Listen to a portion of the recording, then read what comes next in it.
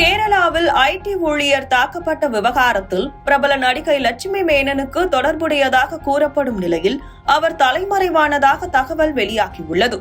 புகாரில் 3 கைது செய்யப்பட்டுள்ள நிலையில் லட்சுமி மேனனை போலீசார் தேடி வருவதாக அதிர்ச்சி தகவல்கள் வெளியாகியுள்ளன.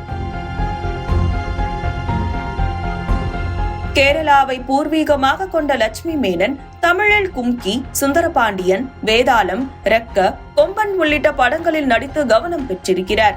தமிழ் மண்ணுக்கே உரிய முகமாக பார்க்கப்பட்ட லட்சுமி மேனனை தமிழ் ரசிகர்கள் பெரிதும் கொண்டாடி வருகின்றனர்.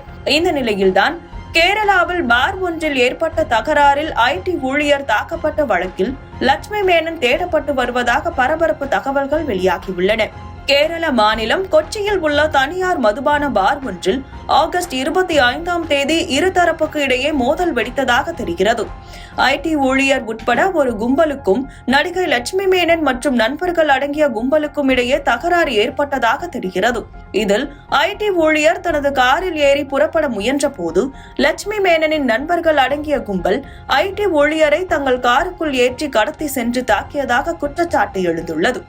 இதில் தாக்கப்பட்டதாக கூறப்படும் ஐடி ஊழியர் கொச்சியில் காவல் நிலையத்தில் புகார் அளித்துள்ளார். அதில் தன்னை காரில் கடத்தி சென்று அடித்துவிட்டு இறக்கிவிட்டு சென்றதாக குறிப்பிட்டுள்ளார். புகாரின் பேரில் லட்சுமி மேனனின் குழுவினர் மிதுன், அனீஷ், சோனா ஆகிய 3 கைதாகி இருப்பதாக கேரள காவல்துறை வட்டாரங்கள் தெரிவிக்கின்றன. எனினும் இந்த விவகாரத்தில் நடிகை லட்சுமி மேனனுக்கும் தொடர்புடையதாக கூறப்படுகிறது.